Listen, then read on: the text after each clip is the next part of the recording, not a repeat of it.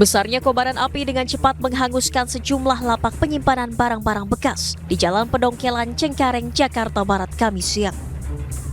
Petugas pemadam kebakaran yang tiba di lokasi berjibaku memadamkan api agar kobaran api tak merambat ke perumahan yang bersebelahan dengan lapak.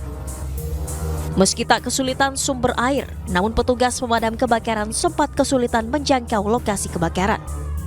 Hembusan angin kencang dan material bangunan semi permanen membuat kobaran api menjalar ke sejumlah lapak. Akibatnya 7 lapak pengepul barang bekas ludes terbakar. Diduga kebakaran akibat percikan api dari penggunaan alat las saat membongkar lapak. Ada bedeng satu yang lagi dibongkar, dimotongnya pakai blender, mungkin percikan apinya. Atau lapak atau gimana, Pak? Lapak. Ada berapa lapak, Pak? Ada, kalau nggak salah ada 7 semuanya. 7 lapak. Iya. Ini lapak pengepul barang bekas, Pak ya? Iya.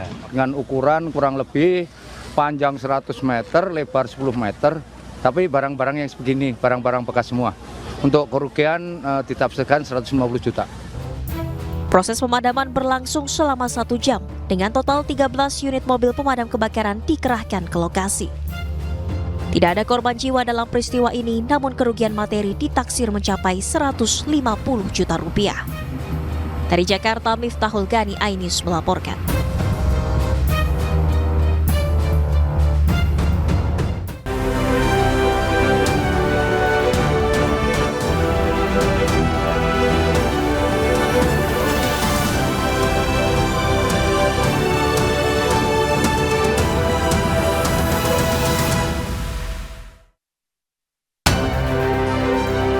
Penyidik Polda Jawa Barat melimpahkan berkas perkara ke Kejaksaan Tinggi Jawa Barat. Pra-peradilan Peggy terancam batal.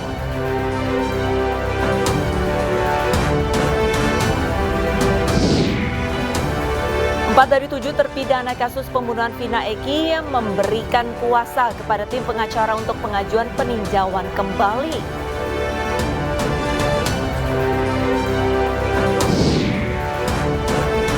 Polisi berkomitmen untuk mengungkap kasus pembunuhan Vina dan Eki seterang-terangnya.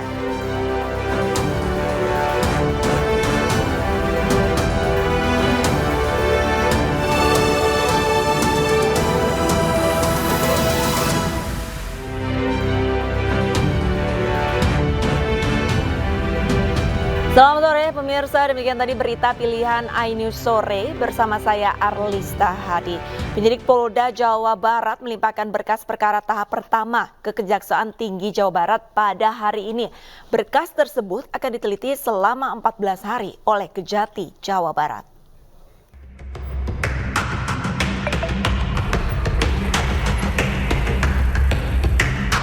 Pasca Polda Jawa Barat memeriksa saksi-saksi atas kematian Vina dan Eki pada tahun 2016 silam, Polda Jawa Barat Kamis siang mendatangi Kejaksaan Tinggi untuk menyerahkan berkas kasus perkara.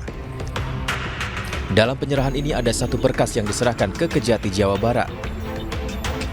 Untuk tahap pertama saat ini kami menyerahkan berkas, sudah ada para penyidik yang menyerahkan ke pihak kejaksaan. Untuk Gitu ini ya. kan sesaat lagi sidang pra-peradilan nih, ini sudah sampai mana persiapan? Jadi kalau terkait dengan persiapan menghadapi persidangan dalam penanganan pra-peradilan, gugatan pra-peradilan yang dihadapi, tentu kami sudah menyiapkan tim dari kuasa hukum, tentunya dari Polda Jawa Barat, direncanakan kalau tidak salah tanggal 24. Kejati Jawa Barat telah menerima berkas tersebut dengan nama tersangka inisial PS dan akan melakukan penelitian berkas terlebih dahulu selama 14 hari sesuai KUHP. Pihak Kejati Jabar barusan menerima berkas tahap 1 atas nama tersangka PS. Setelah menerima berkas tersebut, jaksa peneliti akan melakukan penelitian berkas perkara selama 14 hari sesuai KUHP, dan di dalam waktu 7 hari jaksa akan memberikan sikap terhadap berkas perkara yang telah dikirim tadi. Secara paralel, tim bidang hukum Polda Jawa Barat juga terus memperkuat berkas untuk menghadapi gugatan pra-peradilan yang dilakukan penasihat hukum tersangka Peggy Setiawan. Dari Bandung, Jawa Barat, Ervan David, Muji Prayitno, iNews melaporkan.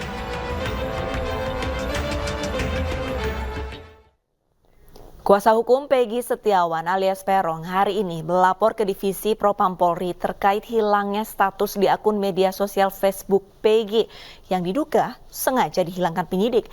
Padahal status tersebut bisa menguatkan alibi Peggy.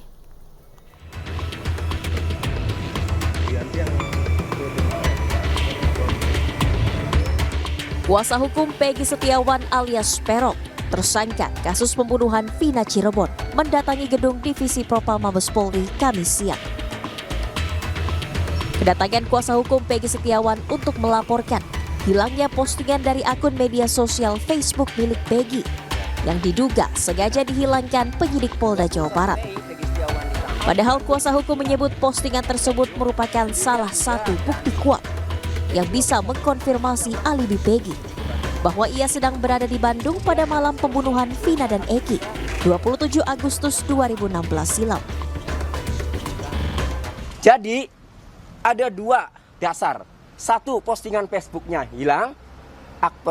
Kedua, Peggy Setiawan menjelaskan kepada kami bahwa penyidik pernah meminta password. Atas dasar itu, karena kami menganggap akun Facebook postingan-postingan ini menguatkan alibi Peggy berada di Bandung, sementara dihilangkan, maka ini tidak fair kalau memang dihilangkan oleh penyidik. Kami menduga ya, kalau memang dilakukan oleh penyidik ini kan namanya mengutak-atik barang bukti yang harus dijaga seharusnya keutuhannya. Aduan dari kuasa hukum Peggy kini tengah diproses Divisi Propam Polri dalam waktu 20 hari ke depan. Pihaknya menyebut status-status dalam akun Facebook Peggy Setiawan sangat penting dan rencananya akan digunakan sebagai bukti dalam sidang gugatan pra-peradilan Peggy Setiawan. Dari Jakarta, Anissa Septiarani, Mufirmansyah, iNews melaporkan. Tim kuasa hukum Peggy Setiawan meminta Komisi Pemberantasan Korupsi dan Mahkamah Agung untuk mengawasi proses pra-peradilan. Permohonan itu diajukan kuasa hukum Peggy karena khawatir terjadi suap menyuap dalam pra-peradilan kasus pembunuhan Vina dan Eki.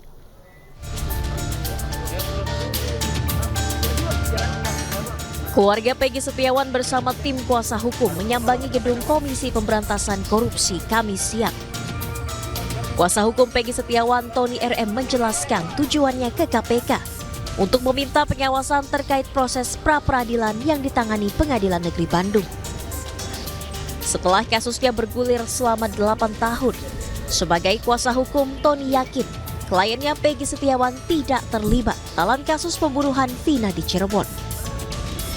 Ia justru menduga ada kemungkinan suap untuk melindungi pelaku yang sebenarnya. Jadi kami bersurat ini baru mencegah agar tidak terjadi tindak pidana suap menyuap ya. Tetapi ya kami juga punya alasan-alasan. Nanti akan kami update ya ke petugas mengenai yang lebih mendalam apa sih sehingga kami meminta agar KPK ini mengawasi ya. Itu. Jadi untuk sementara ya memang kami minta agar mengawasi, mencegah aparat penegak hukum yang terlibat dalam proses peradilan ini. Tidak hanya ke KPK, keluarga dan kuasa hukum Peggy Setiawan juga menyambangi Mahkamah Agung untuk mengajukan permohonan pengawasan dalam proses pra-peradilan Peggy Setiawan dan juga penegak hukumnya. Cukup surat ini karena sudah jelas intinya minta pengawasan. Sebelumnya, kuasa hukum Peggy mengatakan pihaknya telah menyiapkan saksi ahli untuk dihadirkan dalam sidang pra-peradilan yang akan digelar pada 24 Juni 2024 di Pengadilan Negeri Bandung. Namun kuasa hukum Peggy menyatakan jika nantinya pra-peradilan Peggy terancam batal karena berkas-berkas Peggy Setiawan telah dilimpahkan ke Kejaksaan Tinggi Jawa Barat.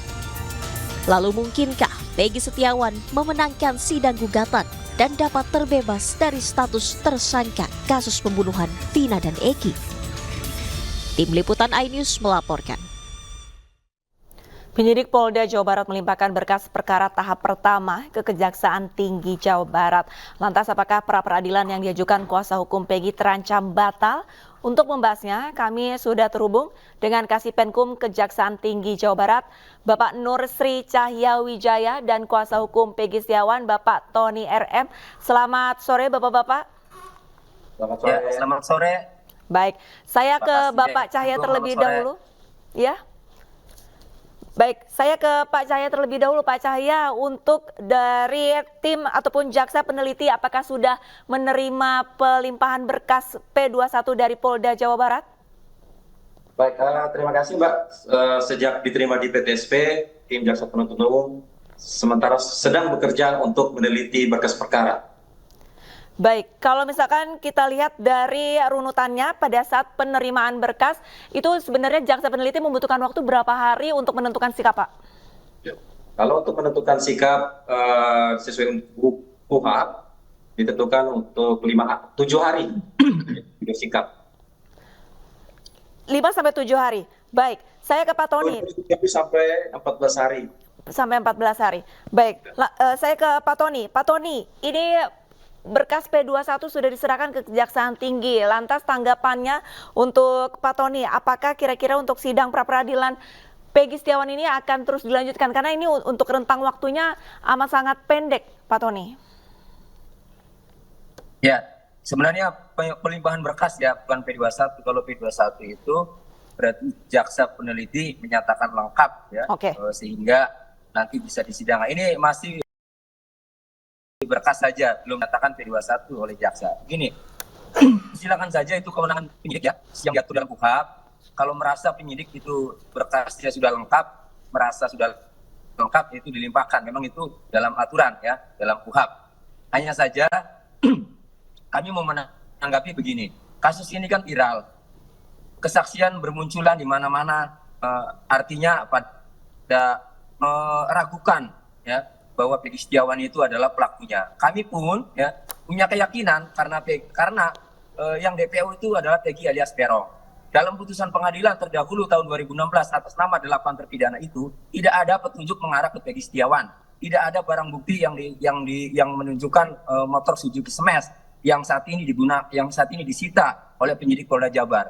7 sepeda motor yang disita atas jumlah 11 pelaku itu tidak ada motor Suzuki Smash. Kemudian tidak ada petunjuk ke Peggy Setiawan, yang ada Peggy alias Peron. Kemudian ditetapkan dalam DPO Peggy alias Peron juga dengan ciri-cirinya semua sudah tahu, beda dengan Peggy Setiawan yang ditangkap. Artinya ini kan menjadi rumit ya jika kemudian jaksa penuntut umum atau jaksa peneliti dari Kejaksaan Tinggi Jawa Barat menyatakan lengkap, ya berarti bola panas nanti berada di kejaksaan. Kami akan lawan, kami akan lakukan upaya-upaya, termasuk melaporkan ke kejaksaan, melaporkan ke KPK, dan seterusnya. Itu. Baik, Pak Cahya, saya kembali lagi ke Pak Cahya. Pak Cahya, sejatinya ini untuk penyerahan berkas hingga akhirnya jaksa memutuskan berkas ini sudah lengkap, ini apakah membutuhkan waktu lebih dari 7 hari atau 14 hari atau justru kurang dari itu, Pak Cahya? Kalau untuk menentukan lengkap atau tidak tergantung dari teman-teman jaksa dalam meneliti, tetapi sesuai undang-undang diberikan waktu sampai 14 hari. Dengan menyatakan sikapnya di dalam waktu 7 hari. Baik, berarti tergantung dari jaksa peneliti itu sendiri. Pak Cahya, ini banyak warga yang bertanya-tanya apakah nantinya jika jaksa sudah menentukan ataupun sudah menyatakan bahwa sudah P21, sudah lengkap, untuk sistem secara hukumnya sidang pra-peradilan nanti apakah nantinya akan gugur atau akan bisa tetap berjalan? Mohon maaf, itu kita lihat dulu dari esensi dari putusan pra-peradilannya. Baik, saya ke Pak Tony. Pak Tony, ini banyak warga yang mengkhawatirkan juga dengan adanya pelimpahan berkas hingga nantinya jika memang sudah berkas lengkap atau P21, ini sidang pra-peradilan dikhawatirkan akan ditolak atau gugur. Tanggapan Anda seperti apa, Pak Tony? Ya, sebenarnya pelimpahan berkas ketika ada gugatan atau permohonan pra-peradilan dari tersangka, kemudian buru-buru penyidik melimpahkan berkas itu sebenarnya hal biasa, itu strategi penyidik ya Bu ya. Karena memang kalau sidang perkara pokoknya sudah dimulai ya, maka pra peradilan itu nanti dinyatakan gugur putusannya. Bukan berarti langsung begitu sidang pokok perkara kemudian gugur, bukan. Tetap pra peradilan dilanjutkan persidangannya. Hanya saja nanti pasti putusannya itu pasti gugur karena perkara pokok sudah disidangkan. Nah, jadi ini kan strategi ya. Jadi tidak harus kemudian pra peradilannya itu otomatis batal ketika dinyatakan lengkap, tetap dilanjut ya sesuai dengan tahapan-tahapan sidang pra peradilan ya. Cuma kami mau menegaskan sekali lagi, tolong hati-hati ya Kejaksaan Tinggi pada Kejaksaan Tinggi Jawa Barat, jaksa penuntut umum, hati-hati karena ini kasus rame Pak ya. Jangan sampai ya memaksakan timbul. Kami ini praktisi hukum sudah biasa Bu berada di pelapor, kemudian terlapornya membuat pra peradilan, kami komunikasi dengan penyidik, kemudian kami komunikasi dengan hakim, komunikasi dengan jaksa ya pada saat menjadi pelapor, udah biasa, makanya sudah tahu lah budaya-budaya itu. Saya minta pesan kepada Bapak Cahya selaku Kasih Penkum, tolong Pak, hati-hati Pak, ini nyawa orang Pak ya, ini nyawa orang, tolong. Jadi harus pakai nurani Pak, harus pakai keyakinan, beralat buktinya yang benar-benar kuat, yang benar-benar sah. Bapak akan menyidangkan ke pengadilan. Tetapi Bapak ini manusia Pak, punya anak. Bagaimana kalau terjadi pada anak Bapak seperti ini? Ya, itu saya mohon kepada Pak Cahya yang dalam hal ini kami bisa komunikasi. Terima kasih. Mohon Pak, kami pesan hati-hati Pak. Itu saja. Pak Cahya, tanggapannya Pak Cahya? Baik, terima kasih kuasa hukum. Kami minta waktu juga karena berkasnya baru dikirim. Kami lakukan penelitian juga oleh teman-teman jaksa peneliti, sehingga sikap dan perkembangannya teman-teman pasti, teman pengacara ataupun teman-teman media pasti akan diinfokan. Demikian.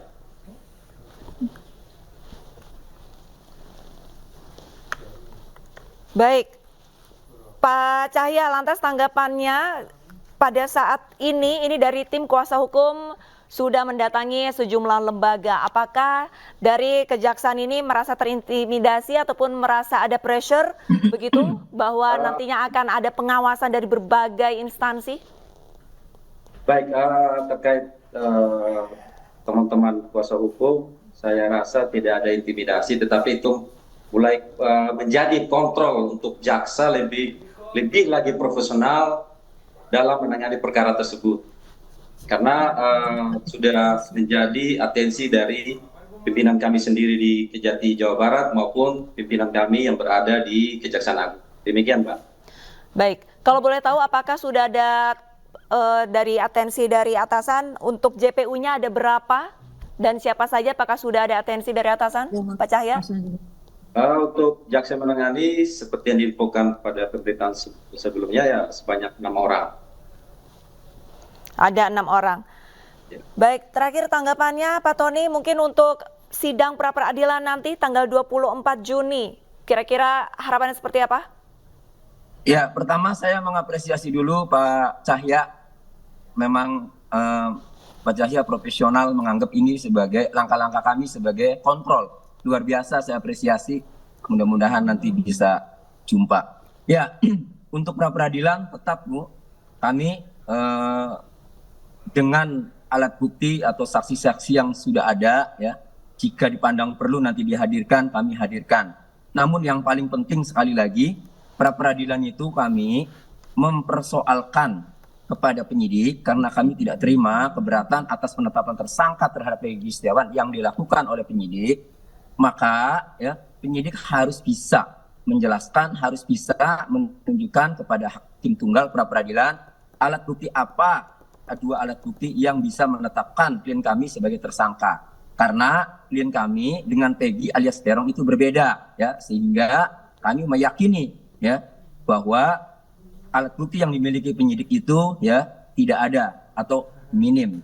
Nah, jadi harapannya pra peradilan kami juga permohonan pra peradilan kami harapannya dikabulkan agar penetapan tersangka yang dilakukan oleh penyidik Polda Jawa Barat itu tidak sah dan batal demi hukum. Itu harapan kami, Bu. Baik, terima kasih banyak informasinya Pak Tony RM selaku tim kuasa hukum dari Peggy Setiawan dan juga Bapak Nur Sri Cahyawijaya selaku Kasipenkum Kejati Jabar. Seperti kita ketahui, warga masih akan menantikan untuk sidang pra-peradilan Peggy Setiawan tanggal 24 Juni mendatang, walaupun dari Polda Jawa Barat sudah melimpahkan berkas ke Kejaksaan Tinggi. Sama-sama kita akan memantau dan mengawasi untuk perjalanan sidang pra-peradilan Peggy. Terima kasih banyak Bapak-Bapak. 4 dari 7 terpidana kasus pembunuhan Vina Eki memberikan kuasa kepada tim pengacara untuk pengajuan peninjauan kembali. iNews Sore akan segera kembali.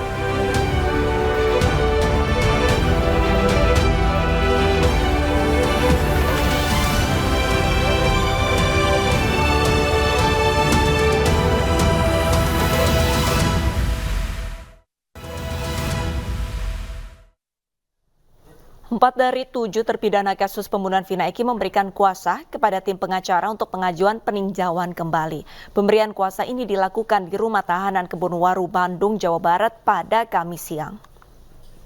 Nama saya Hadi Saputra. Saya bersedia untuk menandatangani kuasa hukum dan Pradi untuk mengajukan PK. Saya Supriyanto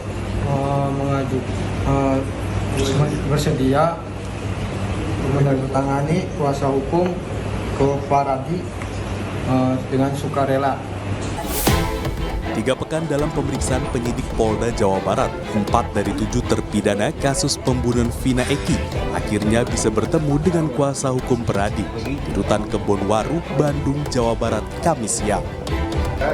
Pertemuan ini dilakukan untuk penandatanganan surat kuasa pengajuan peninjauan kembali dari 4 terpidana kepada kuasa hukum Pradi. 4 terpidana yang menunjuk kuasa hukum adalah Hadi Saputra, Supriyanto, Eka Sandi, dan Rivaldi.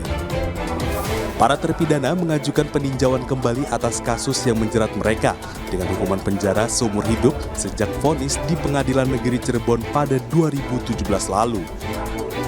Saya Eka Sandi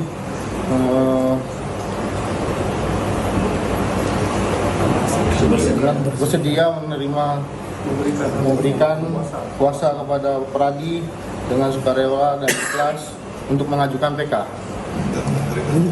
Saya Rivaldi, saya dengan sukarela memberikan kuasa saya kepada PN Pradi untuk mengajukan PK.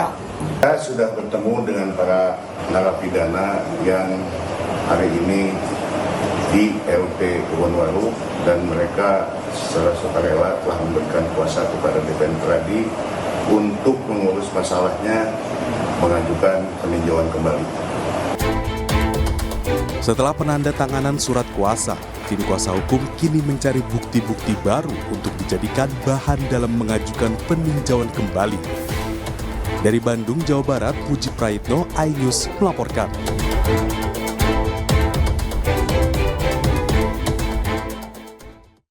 Polisi mengungkap fakta baru dalam kasus pembunuhan Vina dan Eki. Polisi menyebut ada 7 terpidana yang sempat mengajukan gerasi kepada Presiden pada tahun 2019 lalu.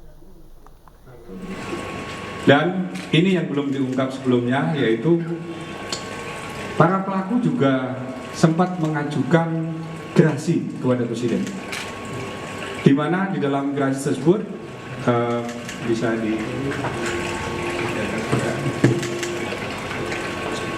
gerasi tersebut disampaikan oleh para terpidana pada waktu itu. Jadi diajukan pada tanggal 24 Juni 2019. Di mana di dalam pengajuan tersebut terpidana membuat pernyataan sebagai persyaratan untuk mengajukan gerasi. Salah satunya sebagai masukan buat teman-teman sekalian. Ada 7 pelaku yang saat itu mengajukan gerasi dan pernyataannya sudah dibuat oleh mereka dan ditangani secara lengkap sebagai persyaratan. Salah satunya adalah mereka membuat pernyataan seperti ini. Saya bacakan. Saya menyadari sepenuhnya perbuatan saya salah dan menyesali akibat perbuatan saya. yang menyebabkan penderitaan bagi keluarga korban maupun keluarga saya sendiri. Pernyataan ini dibuat secara sadar tanpa intimidasi dari siapapun karena sudah menjadi terpidana, kemudian diajukan kepada Presiden. Kepala Staf Kepresidenan Muldoko buka suara mengenai alasan Presiden Joko Widodo menolak gerasi atau pengampunan 7 orang terpidana kasus Vina Cirebon pada 2019 silam. Ia menyebut saat ini proses hukum masih berlanjut. Kasus pembunuhan Vina itu mengajukan gerasi ke Presiden tahun 2019 tapi ditolak, Pak. Timbangannya apa?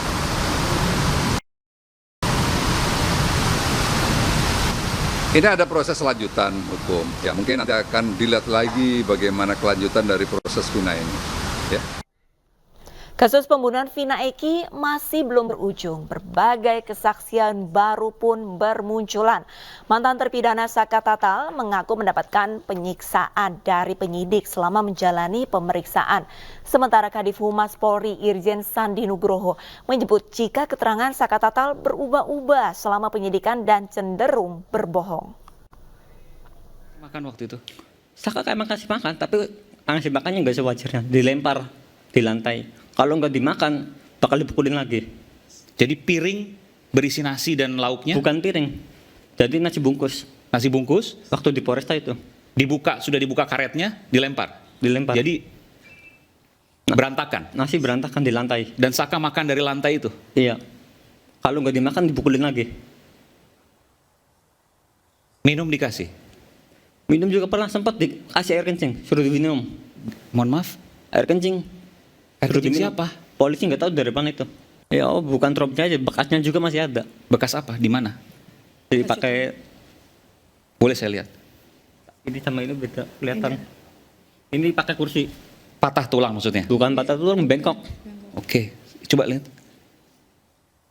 Beda. Iya. Kan jelas beda. Dipukul pakai kursi? Bukan dipukul pakai kursi, diinjak pakai kursi. Jadi kursi itu ada besinya dari bawahnya, di atasnya didudukin orang.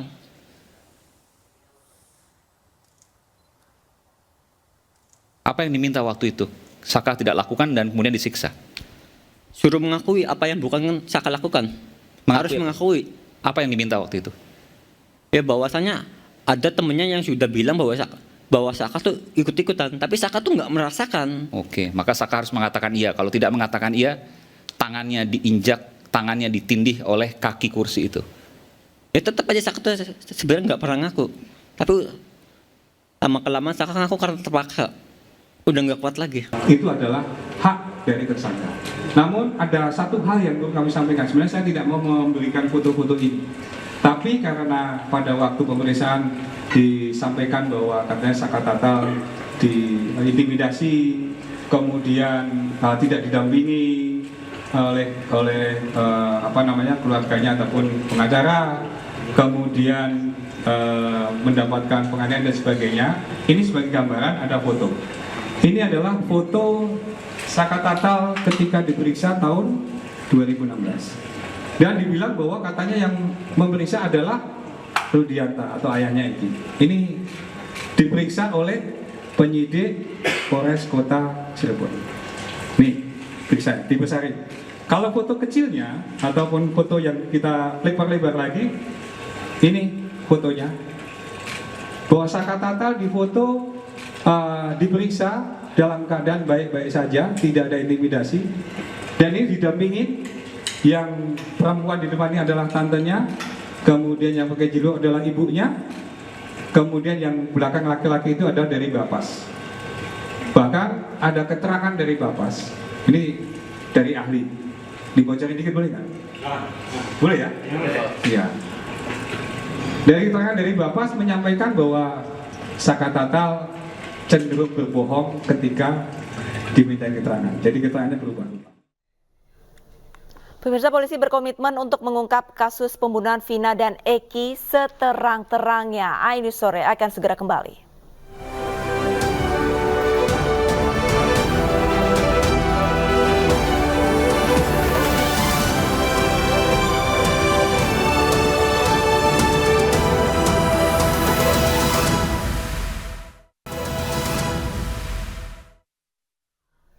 Penangkapan Peggy Setiawan hingga saat ini masih menjadi perbincangan publik. Usai ditangkap, berbagai dinamika terjadi dalam jejak kasus Peggy Setiawan.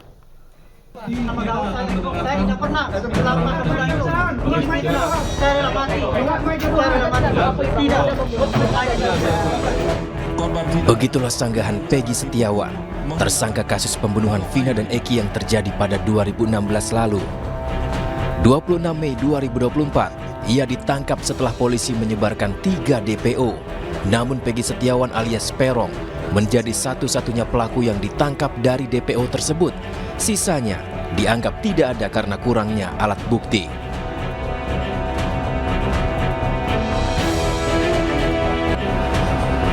...31 Mei 2024, 3 rekan kuli bangunan tempat Peggy bekerja, Suharsono alias Bondol, Suparman, dan Ibnu, memberikan keterangan di Ditreskrimum Polda Jawa Barat bahwa Peggy Setiawan berada di Bandung pada saat peristiwa pembunuhan itu terjadi di Cirebon.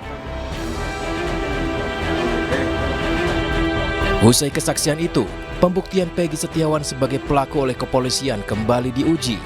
Saka Tatal, terpidana yang telah menjalani hukuman 3 tahun penjara, mengaku menjadi korban salah tangkap. Ia juga mengaku tidak kenal dengan Peggy Setiawan. Tidak hanya itu, Liga Akbar yang sempat bersaksi di kasus pembunuhan Vina dan Eki justru mengaku tidak mengetahui sebenarnya penganiayaan dalam kronologi peristiwa. Kuasa hukum Peggy Setiawan pun melawan. Mereka melaporkan akun media sosial Peggy yang diduga ada yang merubah. Tidak hanya itu, dengan berbagai pertimbangan, kuasa hukum Peggy kemudian mengajukan pra-peradilan dan sidang akan digelar pada 24 Juni 2024 mendatang. Namun polisi tak bergeming. 20 Juni 2024, Kejati Jawa Barat telah menerima berkas atas inisial nama tersangka PS dari Polda Jawa Barat dan akan melakukan penelitian berkas terlebih dahulu selama 14 hari sesuai KUHP.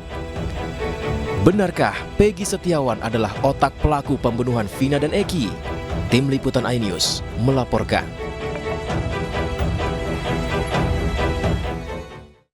Pemirsa, Polri merasa empati terhadap kasus kematian akibat pembunuhan sadis yang dialami Vina dan Eki di Cirebon pada tahun 2016 silam. Polri pun berkomitmen untuk mengungkap kasus ini seterang-terangnya.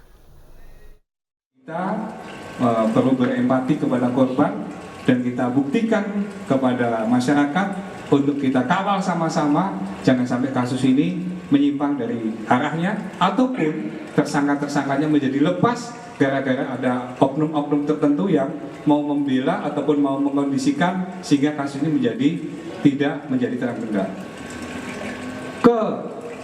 Keterbukaan kepolisian ini dimaksudkan untuk memberikan rasa keadilan kepada pihak korban terhadap kasus tersebut supaya bisa segera diajukan dan dinilai oleh pengadilan, dinilai oleh hakim. Seperti halnya yang sudah dilaksanakan oleh ketujuh. Beralih ke informasi lain, pemirsa, Ketua MPR RI Bambang Susatyo bersama para pengurus Sentral Organisasi Karyawan Swadiri atau SOKSI menghadiri sosialisasi 4 pilar MPR RI di Kompleks Parlemen Senayan, Jakarta. Pertemuan ini sekaligus memastikan hubungan industrial antara pemerintah, buruh, dan pengusaha dapat berjalan sesuai dengan nilai-nilai luhur Pancasila menjadi landasan bagi kehidupan berbangsa dan bernegara.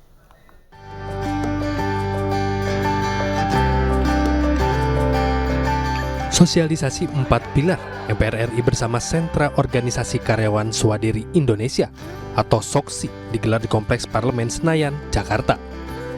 Dalam kesempatan ini, Ketua MPR RI Bambang Susatyo menjelaskan selama 1 dekade terakhir, Indonesia menunjukkan ketahanan ekonomi yang luar biasa, berhasil melalui berbagai tantangan global dan domestik. Ketua MPR RI juga menilai hadirnya keputusan Menteri Ketenagakerjaan atau Kepnaker Nomor 76 Tahun 2024 tentang pedoman pelaksanaan hubungan industrial Pancasila yang merupakan tonggak penting dalam upaya menciptakan hubungan industrial yang harmonis, dinamis, dan berkeadilan. Tekanan ekonomi, termasuk kita juga sudah menyiapkan bumper untuk bila terjadi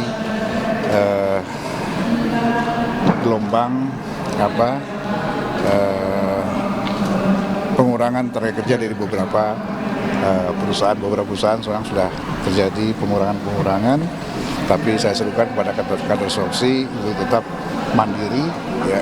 Banyak peluang usaha yang bisa kita ciptakan hari ini dengan semakin banyaknya kemajuan teknologi. Sebelumnya pertumbuhan ekonomi nasional sempat terkontraksi selama 4 kuartal pada periode tahun 2020-2021 yang menyebabkan perekonomian terjerembab pada jurang resesi. Badan Pusat Statistik atau BPS mencatat tingkat pengangguran terbuka pada tahun 2020 mencapai lebih dari 7%. Dan untuk pertama kalinya semenjak krisis moneter 1998, Indonesia mengalami penurunan PDB hingga minus 3,49%. Dari Jakarta, Abdul Aziz dan Nadifa Ainis melaporkan. Pemindahan ibu kota negara ke IKN masih membawa harapan bagi Jakarta untuk menarik arus investasi. Sebab menurut Kepala Dinas Penanaman Modal dan Pelayanan Terpadu Satu Pintu Jakarta, Beni Agus Chandra, Jakarta yang tidak lagi sebagai ibu kota justru memberikan kesempatan masuknya investasi baru.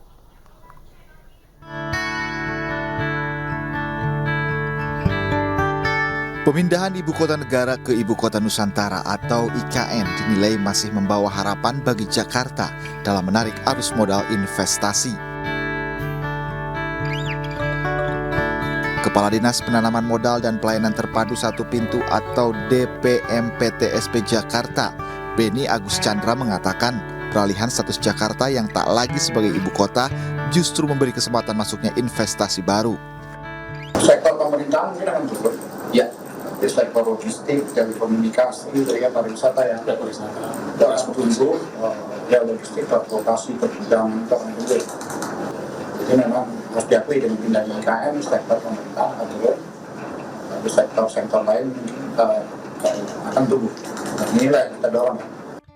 Lebih lanjut, Beni menjelaskan investasi di Jakarta tetap akan ada seiring dengan rencana pemerintahan untuk membuat Jakarta sebagai wilayah khusus pasca pemindahan ibu kota ke IKN. Dari Jakarta, Anggita Maura Guntur Julkarnadi, iNews melaporkan. 67% jemaah haji Indonesia memilih nafar awal dan sudah meninggalkan Mina pada 12 Zulhijjah. Informasi haji akan kami hadirkan usai jeda, tetaplah bersama iNews Sore.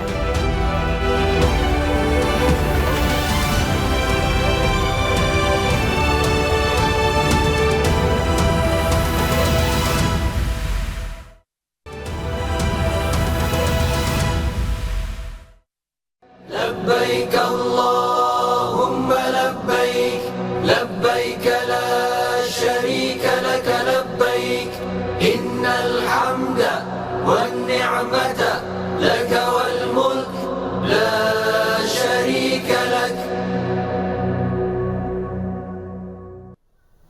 Pemirsa, hari terakhir melontar jumroh, suasana Mina kini sudah mulai sepi. 67% jemaah haji Indonesia memilih nafar awal dan sudah meninggalkan Mina pada tanggal 12 Zulhijjah.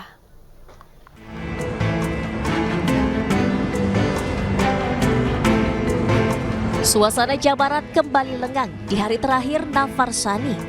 Ketiga jemaah mabit 3 malam di Mina dan keluar pada 13 Zulhijjah. Para jemaah haji pun bisa lebih leluasa saat melontar jumroh.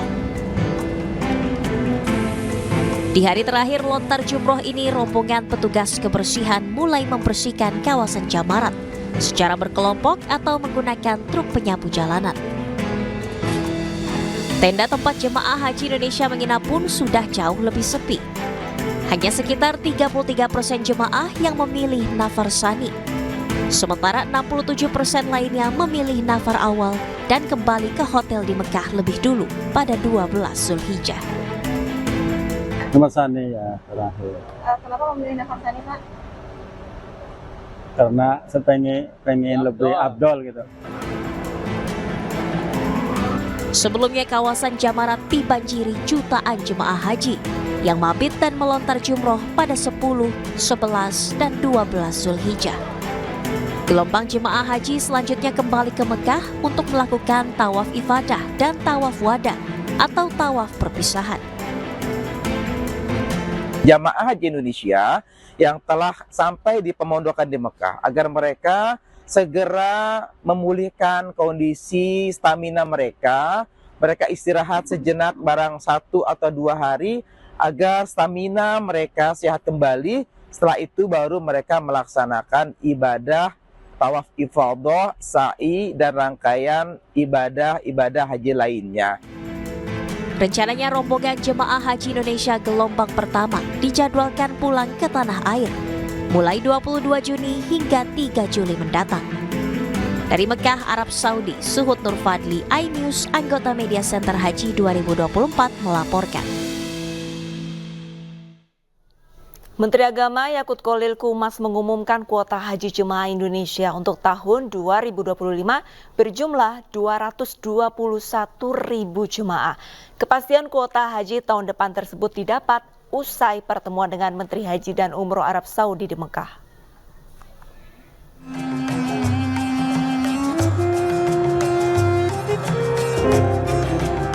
Menteri Agama Yakut Kholil Kumas mengumumkan kuota haji jemaah Indonesia untuk tahun 2025 berjumlah 221.000 jemaah. Jumlah ini didapat usai pertemuan antara Yakut Kholil dengan Menteri Haji dan Umroh Arab Saudi di Mekah. Yakut Kholil pun mempertanyakan berkurangnya jumlah kuota jemaah haji Indonesia karena hampir setiap tahun Indonesia mendapat kuota tambahan.